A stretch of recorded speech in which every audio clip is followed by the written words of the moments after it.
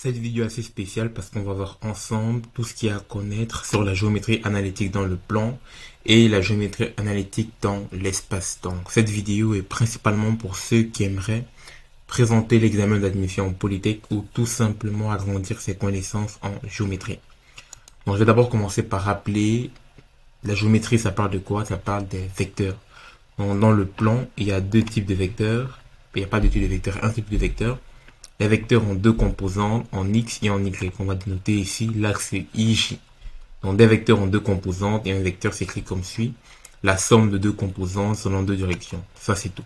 Donc ça c'est classique. Qu'est-ce qu'on peut faire avec ces vecteurs? On peut multiplier les vecteurs ensemble en faisant ce qu'on appelle un produit scalaire. Le produit scalaire revient à faire le produit des composants dans la même direction. Donc U1, V1 représente les coordonnées disons en X, plus U2, V2 représente disons les coordonnées en Y. On multiplie les coordonnées en X, plus la somme et la multiplication des coordonnées en Y. Ça, c'est ce qu'on appelle le produit scalaire. Il y a également ce qu'on appelle un produit vectoriel qui revient à faire un produit matriciel plus ou moins. C'est un produit qui va engendrer un vecteur dans une autre direction. Mais ici, comme on parle de géométrie dans le plan, on ne peut pas faire de produit vectoriel parce qu'un produit vectoriel génère un vecteur qui sort hors du plan. Ensuite, on peut calculer la norme d'un vecteur. La norme d'un vecteur représente sa longueur géométrique. Parce qu'un vecteur, c'est quelque chose qui pointe dans une direction. Comme on a vu ici, ça peut être ce vecteur-ci, disons le vecteur K. Mais le vecteur K a une certaine norme, a une certaine distance. Tandis que les coordonnées me donnent juste la direction. Donc la norme d'un vecteur me donne la distance à la racine carrée de la somme des composantes au carré. Ok, ça c'est vraiment les bases des bases. Ensuite, qu'est-ce qu'on fait concrètement par la suite avec ces vecteurs? On peut calculer ce qu'on appelle des droites. Parce que si tu as un point, tu peux déterminer l'équation qui passe par ces deux points. Non, si tu as deux points, tu peux déterminer l'équation qui passe par ces deux points. Donc généralement, dans le plan, il y a deux types d'équations. Il y a deux façons de définir l'équation d'une droite. Il y a l'équation cartésienne et l'équation paramétrique. Donc moi, je vais d'abord commencer par l'équation paramétrique parce que c'est ma forme préférée. Avec ça, on extrait toutes les propriétés d'une droite géométriquement. Donc, comment est-ce qu'on définit l'équation géométrique d'une droite? Pour définir l'équation d'une droite, on a besoin de deux points, disons le point A et le point P. Ici, on va définir ce qu'on appelle un vecteur directeur. Le vecteur directeur, c'est le vecteur qui te donne la direction de ta droite. Donc, pour trouver un vecteur directeur U, tu dois juste faire la différence des points, la différence de deux points sur ta droite, dans la différence en termes de coordonnées. Le vecteur U qui est ici, c'est tout simplement, disons que les coordonnées c'est X, Y, Z, c'est XP moins XA, YP moins YA. C'est les coordonnées du vecteur U. Ensuite, dès que je trouve le vecteur U, il me suffit d'avoir un point, disons je prends le point A, je mets le point A ici. Ici, avec ça, je peux définir l'équation paramétrique d'une droite.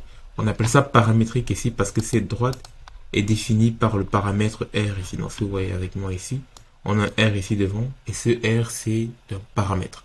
Donc, ça, c'est l'équation paramétrique. Pour revenir à l'équation cartésienne, tu dois tout simplement éliminer le paramètre R en faisant une combinaison linéaire astucieuse pour te permettre d'éliminer le R. Donc, peut-être en venant ici, en remplaçant, en isolant le R dans cette équation et tu remplaces dans la première équation, tu retombes facilement avec une équation paramétrique. Pourquoi est-ce que c'est important avec une équation cartésienne? Pourquoi est-ce que moi j'aime bien cette forme? Parce qu'avec cette forme, je peux directement extraire le vecteur directeur de ma droite. Et le vecteur directeur de ta droite te donne le sens du vecteur. Ça te permet de dire si un vecteur, si une droite est parallèle à un autre vecteur ou orthogonale à un autre vecteur. Et on va voir ça un peu par la suite. Donc la deuxième forme, c'est l'équation cartésienne que tout le monde connaît. Ça, c'est l'équation cartésienne sous sa forme explicite, donc sur la forme ax plus by plus c est égal à 0. L'équation cartésienne, c'est l'équation qui relie la composante en y et la composante en x directement. Donc ça, tout le monde sait. Donc on sait que, ok, si le A est égal à 0, ça veut dire que c'est juste une droite qui est parallèle à l'axe des abscisses, etc. Quelques petites propriétés qu'on connaît bien, donc on a déjà vu ça. Ok. Ensuite, on peut calculer l'angle entre deux droites ou alors l'angle entre deux vecteurs. Donc, pourquoi est-ce que la forme paramétrique est importante? Parce que si tu as la forme paramétrique, tu peux directement extraire les vecteurs directeurs. Et avec les vecteurs directeurs, tu peux facilement calculer l'angle entre les deux droite, parce que ça va être juste l'angle entre deux vecteurs qui est défini comme ça. Ça, c'est la définition du cosinus en fait. Donc tu as U produit scalaire avec U' qui est dans la norme de U fois la norme de U', cosinus de θ. Donc, avec cette formule, tu peux calculer l'angle entre deux droites. C'est simple. Ensuite, on a le lien entre le vecteur directeur. Le lien entre le vecteur directeur et le coefficient angulaire. Parce que oui, parce que dans l'équation paramétrique, on définit le coefficient angulaire. Dans l'équation cartésienne, on définit la pente. Dans l'équation paramétrique, on parle de vecteur directeur pour caractériser la droite. Dans l'équation cartésienne, on parle du coefficient angulaire pour caractériser la droite. Donc ici, comment est-ce qu'on calcule le coefficient angulaire? Différence en Y, différence en B. Donc on sait que la différence YB moins YA, c'est la coordonnée en Y du vecteur directeur, et XB moins XA, c'est la coordonnée en X du vecteur directeur. Donc c'est ça le lien entre les deux. Si tu connais le vecteur directeur, en d'autres termes, tu connais la pente de ta droite, ou le coefficient angulaire. Ensuite, on peut essayer de s'intéresser à deux droites qui ont une intersection. Donc si deux droites s'intersectent, on sait qu'il y a une solution entre les deux équations. S'il n'y a pas d'intersection, il n'y a pas de solution entre les deux équations. Si les deux droites sont parallèles, là ça devient élégant. Si les deux droites sont parallèles, ça veut dire que le vecteur directeur de l'un est forcément multiple de l'autre. Ou alors, tu peux dire que le rapport A sur A2 doit être égal au rapport B sur B2. Ça revient tout simplement en fait que leur vecteur directeur est multiple de l'un de l'autre. On va pas détailler ça, je préfère avec le vecteur directeur, c'est beaucoup plus simple de vérifier ça. Perpendiculaire, ça veut dire que le vecteur directeur de l'un est orthogonal au vecteur directeur de l'autre, donc le produit scalaire entre le vecteur directeur est nul, plutôt que de passer par une autre façon de définir ça, une façon plus compliquée. Donc, distance entre deux points, ça c'est facile, c'est Pythagore, distance entre deux points, différence en x au carré, plus différence en y au carré, le tout au carré. Ça c'est le terme de Pythagore. Donc j'espère que tu notes avec moi les éléments importants à connaître, et dans ma description je vais lister les éléments à connaître aussi pour l'examen. Ensuite on peut trouver la distance entre une droite et un point. Donc si tu as l'équation, là maintenant l'équation cartésienne devient intéressante, parce que si j'ai l'équation cartésienne de ma droite, je peux appliquer cette formule pour calculer la distance entre le point et ma droite. Pourquoi est-ce qu'on a ça? En fait, ça vient tout simplement du fait que si tu calcules la distance entre un point et une droite, tu fais ce qu'on appelle une projection orthogonale. Et la projection orthogonale va te donner un point. Et en fait, tu vas plutôt recalculer la distance entre ce point et le point de départ. Et ça revient à avoir ça à la fin. Ici, ils n'ont pas démontré pourquoi c'est cette formule. Ils te l'ont juste donné. Et je te conseille aussi de mémoriser ça par cœur. C'est pas compliqué. Tu prends ton équation de base, tu remplaces ça par le point qui t'intéresse, donc xa, ya, tu divises par la norme du vecteur, pas vraiment la norme du point, mais racine carrée de a au carré plus b au carré. C'est un peu ça. Ou AB, c'est les coordonnées du point qui t'intéresse. Non, ou AB, c'est les paramètres qui sont ici. Mais comme je dis, ça vient tout simplement du fait que tu calcules la projection orthogonale d'un point sur une droite, et après tu calcules la distance entre ces deux points-là. Et après tu retombes avec un peu ça.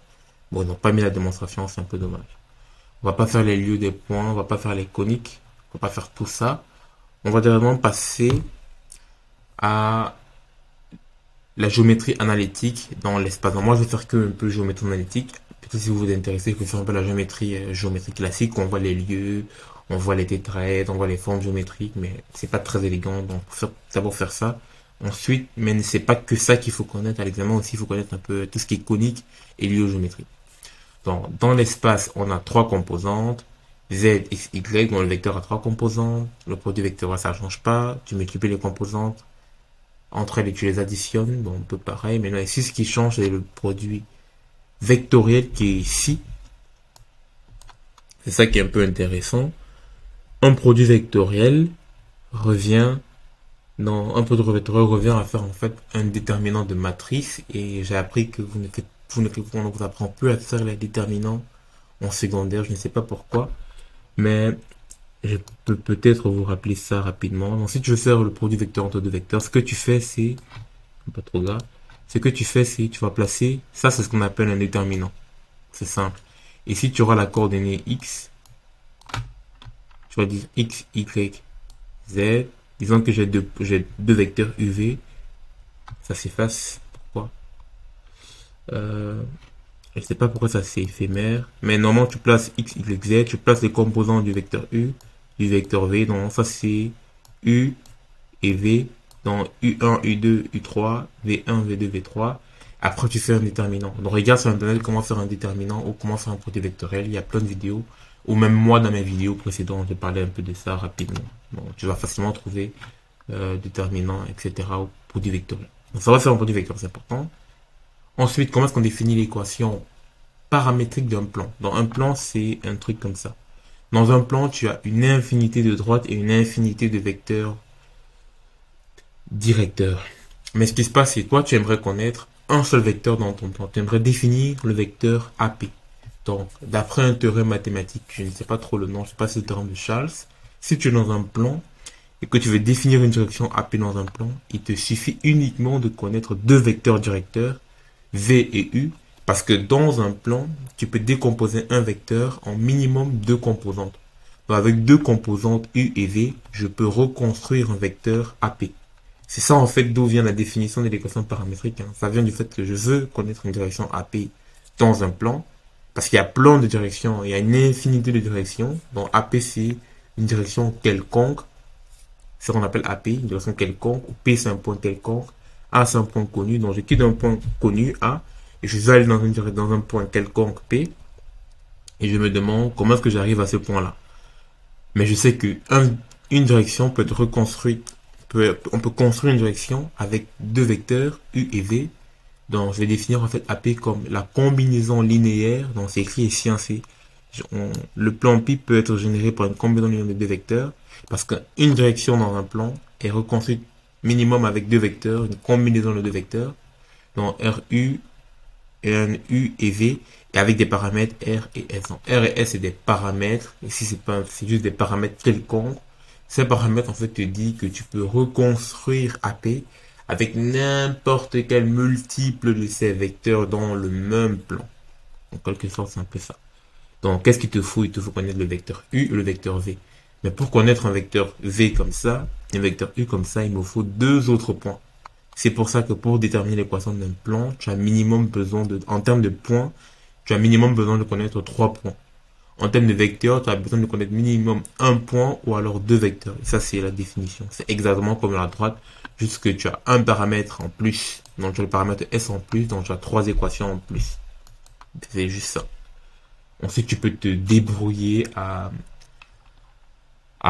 résoudre ce système d'équations pour retomber à l'équation cartésienne. Mais comme tu viens de le voir, ça va être très compliqué de résoudre un système un système à deux inconnus. C'est pas compliqué, mais c'est trois équations, deux inconnues. Pour retomber avec une équation, j'aime pas trop ça. Moi, ce que je préfère, c'est plutôt passer par la définition de l'équation vectorielle avec de l'équation cartésienne avec le vecteur normal. Donc, l'équation d'un plan est définie comme telle. Définie comme le vecteur directeur R produit scalaire avec le vecteur normal. Et ça, c'est égal à une certaine constante. Ça veut dire que si je veux connaître le vecteur normal d'un plan, les coordonnées du vecteur normal, en fait, ça c'est ça ici, les composants du vecteur normal, c'est A, B et C. Si je veux connaître ça, je vais tout simplement faire le produit vectoriel entre deux vecteurs, le vecteur U et V. Donc dès que je détermine le vecteur UV, je vais faire le produit vectoriel entre les deux et je vais retomber avec le plan pi, avec avec A, B, C. Ou alors l'autre façon de définir l'équation d'un plan, c'est de définir ça comme ça, comme ce qu'ils ont fait ici. Moi, pour revenir à l'équation paramétrique d'un plan, c'est pas du tout intéressant. Ça sert à rien la plupart du temps. C'est l'équation cartésienne du plan qui est un peu intéressant parce que dans ce cas-ci, je peux retrouver son vecteur normal qui va caractériser tout le vecteur. Dans l'équation paramétrique, il n'y a rien d'intéressant. Il n'y a pas de vecteur symbolique qui caractérise tout le plan. Pourtant, dans l'équation cartésienne, le vecteur normal va caractériser tout le plan, va tout dire en fait sur le plan. Si c'est perpendiculaire à un autre plan, si c'est orthogonal à un autre plan, si c'est parallèle à une droite, orthogonal à une droite, etc. etc. Donc, deux façons de faire ça, c'est avec ça. Les deux barres qui sont ici, on appelle ça un déterminant. Donc, essayez d'aller rapidement un peu sur Internet. Comment est-ce qu'on calcule le déterminant d'une matrice 3 x 3? C'est assez intéressant. Ou alors, comment est-ce qu'on fait un produit vectoriel entre deux vecteurs? C'est assez intéressant. Donc ici, tu fais x moins xa, y moins za, z moins za, u1, u2, u3, v1, v2, v3. C'est pas compliqué à mémoriser. Sachant que u1, c'est la différence entre deux points. Différence, différence, différence et différence. Donc, pas compliqué à mémoriser. Ne t'inquiète pas, je vais mettre le lien vers ce document à la fin de ma vidéo. C'est dans mon site web. Tu pars sur Politech School. Je vais te montrer à la fin comment trouver le document. Non, ne t'inquiète pas. Donc, équation d'une droite. Ça, c'est la même chose. Une composante en plus, il n'y a rien qui change. Donc, parallélisme. Donc, comme je l'ai dit tout à l'heure, comment est-ce que je peux savoir si deux droites sont parallèles? Donc, visuellement, deux droites sont parallèles si leur vecteur normal sont parallèles l'un à l'autre. Quand tu regardes deux droites, deux plans comme ça, tu vois qu'ils sont parallèles et on peut voir qu'ici sont parallèles, alors leur vecteur normal est également parallèle. Et le vecteur normal se trouve facilement, c'est les composants de x, y et z dans l'équation cartésienne. D'où l'avantage d'écrire l'équation cartésienne. D'où l'avantage de savoir la calculer. Donc, qu'est-ce que je dois faire pour savoir s'ils sont parallèles? Je vais juste vérifier si le vecteur normal de l'un est multiple de l'autre. Soit on peut te demander de vérifier, soit, mais la plupart du temps, tu pars d'une propriété pour trouver quelque chose. Dans l'examen d'entrée, c'est pas calcul, détermine si deux plans sont parallèles. Non, c'est plutôt soit un plan parallèle à un autre plan, et trouve l'équation paramétrique, l'équation cartésienne de ce plan, sachant ce point. Donc tu vas voir qu'à la fin, tu vas connaître le vecteur normal d'un plan, retrouver le vecteur normal d'un autre plan, à base de ça, retrouver l'équation cartésienne de ce plan. Un peu de trucs comme ça. Donc c'est toujours, on te donne une propriété, et j'écris de la propriété pour déterminer quelque chose. On va jamais, mais vraiment rarement, on te demande de vérifier une propriété, genre, est-ce que deux plans sont perpendiculaires? Est-ce que deux plans sont parallèles? C'est un peu trop simple. Tu vas plutôt connaître la propriété, extraire la propriété et appliquer la propriété. C'est un ingénieur. Un ingénieur, il applique des propriétés, il applique des formules de loi. Il va pas vérifier, on va jamais vérifier si f égale à ma, non. On va appliquer f égale à ma. C'est un peu ça le sens de l'ingénieur, comparé au sens du théoricien. Le théoricien, il aime bien vérifier. Nous, on est plutôt appliqué. Ça ne sert à rien de vérifier. On sait que c'est juste. Pourquoi perdre le temps à vérifier? On applique tout ça dans la vraie vie. Donc, parallélisme entre une droite et un plan. Tu vois que si une droite est parallèle à un plan, alors le vecteur normal de ton plan doit être orthogonal au vecteur directeur de ta droite. Donc, il suffit de faire U pour travailler avec V et tu vérifies que c'est nul. Tu vois que c'est très très élégant. Tu vois que pour la droite, c'est intéressant de connaître son équation paramétrique parce que tu peux retrouver le U. Mais pour le plan, c'est intéressant de connaître son équation cartésienne parce que tu peux retrouver le vecteur n. Si le n est perpendiculaire au U, alors la droite est parallèle au plan. C'est un peu contre-intuitif, mais ici, moi je te conseille toujours de d'abord visualiser. Dans la géométrie, on visualise d'abord, on applique ensuite. Toujours te dire, ok, j'ai un plan. Un plan, c'est une feuille comme ça. J'ai un plan, tu dis, ok, tu fermes les yeux, tu dis, j'ai un plan, j'ai une droite, c'est comme ça, c'est comme ça. Alors le vecteur normal, c'est ça, ça, ça. Après, tu fais les calculs. Parallélisme entre deux droites, on a déjà vu, produit vecteur directeur multiple l'un de l'autre, perpendiculaire, produit scalaire nul. Ce qui est intéressant après, c'est, non, la sphère n'est pas intéressante. Bon, la sphère est intéressante, mais je vais pas voir ici, c'est les lieux. Ce qui n'est pas intéressant, c'est de calculer ce qu'on appelle des projections orthogonales. J'ai déjà fait pas mal, je pense, 3 ou 2 vidéos où il y a des calculs sur des projections orthogonales qui apparaissent. Voici d'où vient la théorie derrière ça. Donc, si tu veux faire une projection orthogonale d'un point sur une droite, ça veut dire que déjà, une chose, c'est que la droite qui passe par ton point de départ et ta projection. Donc, ça veut dire que, non, je reformule, tu vas projeter le point P sur le point P'. Ok.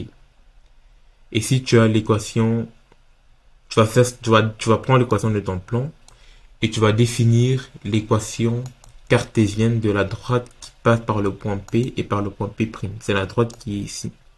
Si tu fais une projection orthogonale, ça veut dire que le point P va satisfaire à la fois la droite qui est définie par P et P' et également ton plan. Donc ça veut dire qu'il existe une solution entre ce système. Donc si tu résous le système équation de ton plan et équation de ta droite qui passe par ton point P et par ton point P', la solution des deux est égale au point P'.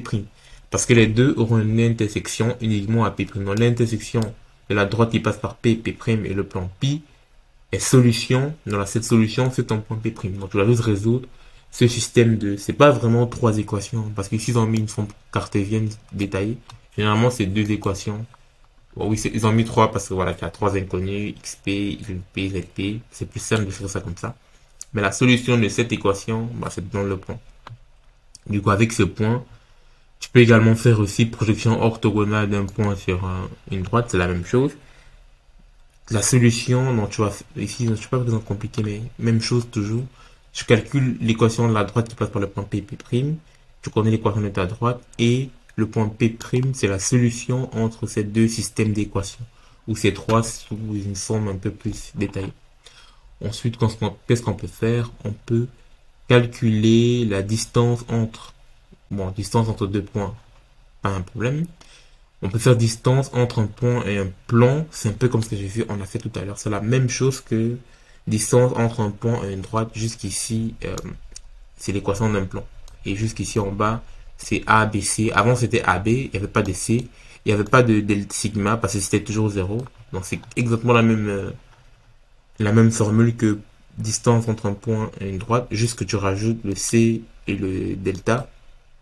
Et le sigma, ou c'est delta, je sais pas.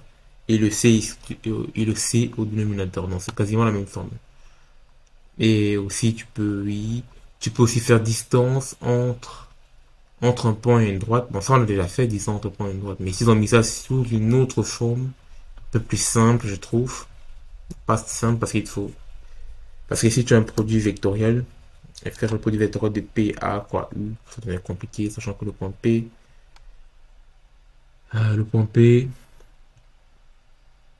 il faut connaître un point sur la droite. Donc, ouais, tu peux utiliser l'autre formule ou celle-ci, peu importe. Donc ça, c'est vraiment un bref résumé de tout ce qu'il y a à connaître. Donc, connaître des vecteurs, produits. Je résume un peu. Équation de vecteurs, tu peux coucher si tu sais ou tu ne sais pas. Tu vois que tu as encore des trucs à étudier ou pas. Donc, tu dois savoir qu'est-ce que je connais et qu'est-ce que je ne connais pas parce qu'il te reste 3 jours. Donc, c'est déjà bien de savoir qu'est-ce que tu connais, qu'est-ce que tu ne connais pas. Donc, moi, ce que je te conseille de ce que tu connais, rassure-toi de bien connaître ça. Travaille plus sur tes points forts. Et si tu vois qu'il y a des trucs que tu ne connais pas, visite ça rapidement parce qu'en 3 jours, tu vas pas faire des miracles. Donc, travaille à fond sur ce que tu connais bien, rassure-toi de bien connaître et visite le reste parce qu'on sait jamais. Des fois, tu peux visiter quelque chose comme ça et à l'examen, ça revient facilement.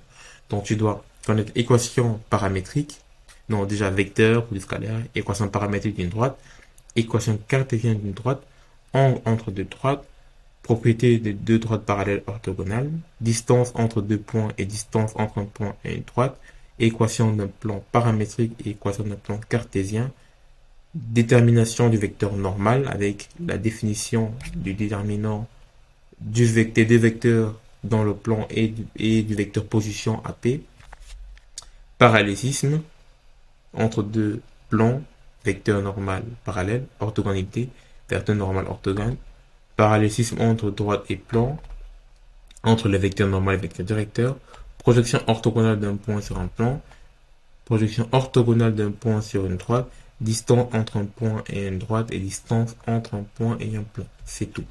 Donc je te montre rapidement comment trouver le document. Pour trouver ce document, tu pars, si tu regardes Polytech School, tu tapes juste Polytech School, comme ça, et tu vas arriver ici avec l'ours en bleu. Pas maintenant. L'ours en bleu, tu cliques ici, Polytech School, ça va charger quelques secondes. C'est une petite animation qui se vient. Tu viens la maths, tu cliques sur maths, tu descends, tu arrives sur cours et exercice de préparation d'admission à l'école polytechnique de Bruxelles. Tu cliques là et tu vas arriver ici. Bon, moi j'ai accès, mais toi tu vas devoir demander l'accès et tu viens ici. Il y a des cours sur l'algèbre, géométrie, algèbre, analyse, géométrie, trigo et des fiches de révision. Donc si tu peux retrouver pas mal de trucs. Tu peux retrouver des fiches de révision. Bon, une fois en arrière. Bon, tu peux retrouver des fiches de révision, des synthèses, et plein d'autres trucs. Ici aussi, tu peux faire des quiz en ligne, mais les quiz en ligne ici, pour l'instant, il n'y a pas beaucoup de questions, c'est plus secondaire. Bon, tu vois qu'il n'y a pas beaucoup, il y a Trigo, il y a équation du premier degré, deuxième degré, système d'équation, système à deux inconnus, explosion exponentielle. Donc c'est plus encore pour le secondaire, pas trop pour l'examen d'admission. Les autres chapitres sont en cours de préparation. Là, j'ai beaucoup de choses à faire, donc j'ai pas eu le temps de compléter les quiz. Donc ça sera tout pour cette vidéo. C'était Djibril. Salut.